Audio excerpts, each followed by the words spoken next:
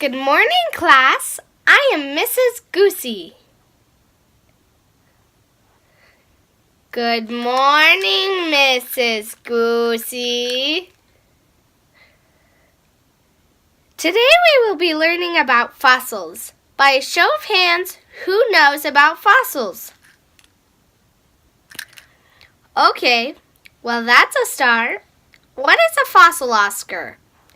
A fossil is the remains or impression of a prehistoric organism preserved in petrified form as a mold or cast in rock. But Mrs. Goosey, you realize that there are two types of fossils, right? I didn't know that. Type 1 fossil is a body fossil. They are impressions or prints of plant and animals from a long time ago. Examples are hair, skin impressions, bones, and teeth.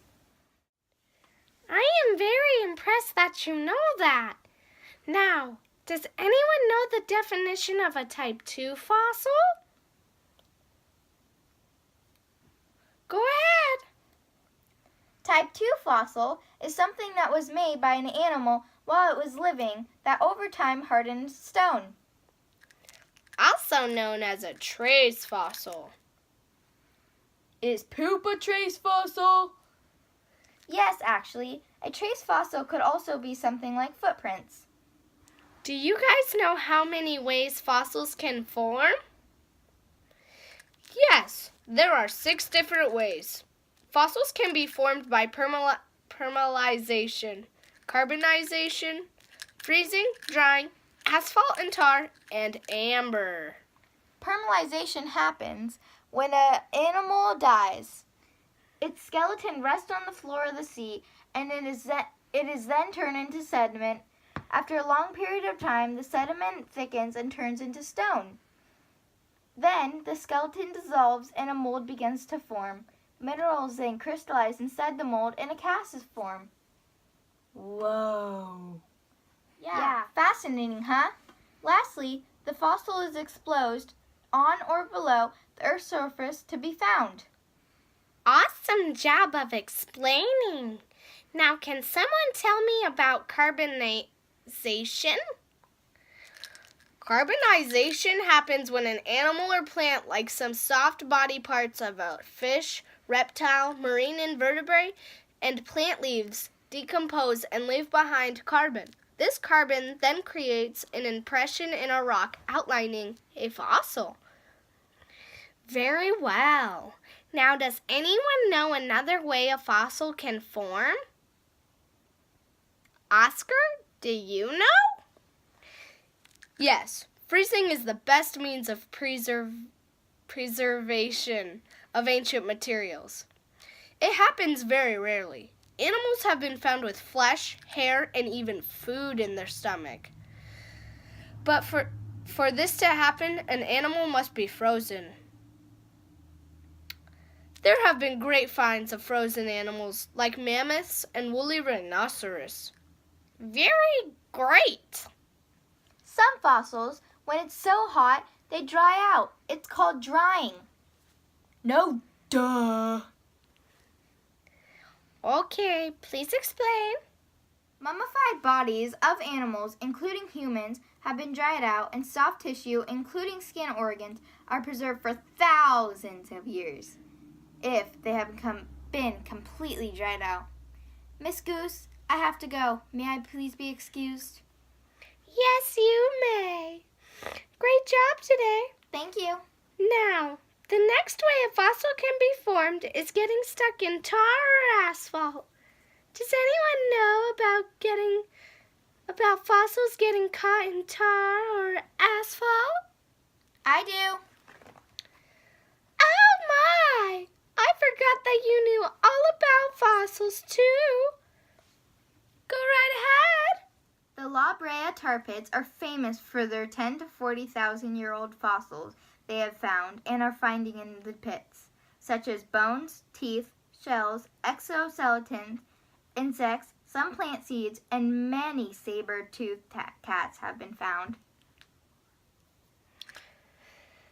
Very impressive. Oh, And asphalt is made by crude oil seeping through the fissures in the earth. Lighter element of oil evaporate sticky asphalt.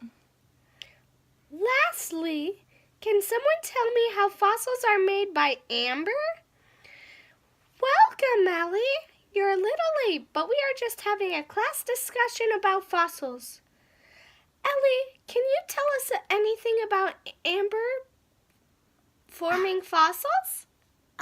Fine, move it. All right, but let's be nice. Well, fossils like insects, spiders, and even small lizards can be found in amber. For example, if a fly lands on a tree and gets stuck in sap, the fly drowns. The tree has to be by water because when the fly dies, the tree has to fall into the water, and over millions of years, the tree and others are cold deposit while the sap and fly are polymerized. Eventually, the coal bed gets uncovered by the currents. When erosion reaches the amber, it flows to the shore to be found. Great job, Ellie. Now, Gilbert, do you know anything about what a fossil can tell a paleontologist?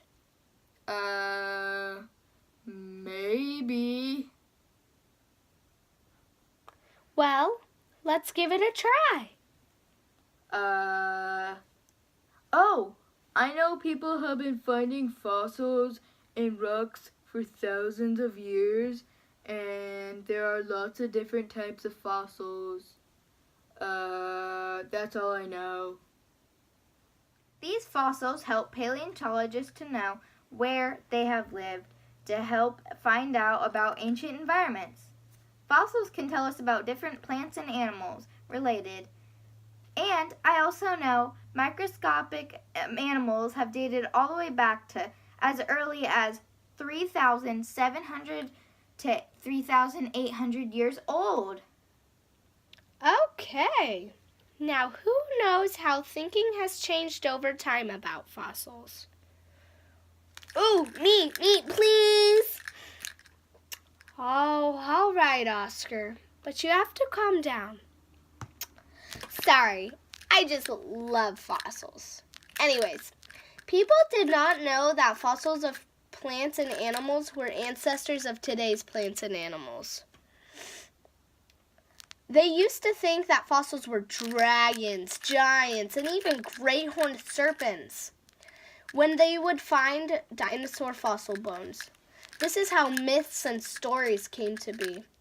Now, scientists depend on fossils to help them find out about fossils' ancestors and new and amazing creatures. This is how thinking has changed about fossils over time. Nicely done! Good job, class. I am very impressed with everything you guys know. Have a great day. Thank you, Mrs. Goosey. Have a good day. Bye. Thank you. Bye. Bye. Goodbye.